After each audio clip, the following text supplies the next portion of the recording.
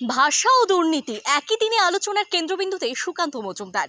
বিশ্বভারতীতে কবিগুরু রবীন্দ্রনাথ ঠাকুরের প্রয়াণ দিবসে ভাষা ও সংস্কৃতি নিয়ে গুরুত্বপূর্ণ মন্তব্য করলেন সুকান্ত মজুমদার। অনুষ্ঠানে উপস্থিত থেকে তিনি বললেন, বাংলা ভাষাকে উর্দু আরবি মুক্ত রাখতে হবে এবং এর স্বকীয়তা অক্ষুণ্ণ রাখতে সকলকে উদ্যোগী হতে হবে। তার এই মন্তব্য মুহূর্তেই আলোচনার কেন্দ্রবিন্দুতে পরিণত হয়েছে।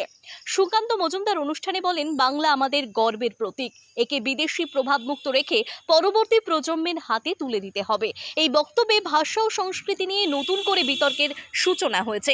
এদিকে একই দিনে চন্দ্রনাথ সিনহা হাজিরা দিলেন ইডি দপ্তরে। সূত্রের খবর, তদন্ত সংক্রান্ত কিছু নথি ও তথ্য যাচাইয়ের জন্য তাকে তলব করা হয়েছিল।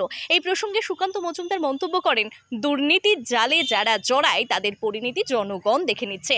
ভাষা রক্ষার বার্তা এবং দুর্নীতির বিরুদ্ধে কটাক্ষ, দুটি বিষয় একই দিনে রাজনৈতিক অঙ্গনে নতুন সুর তুলেছে।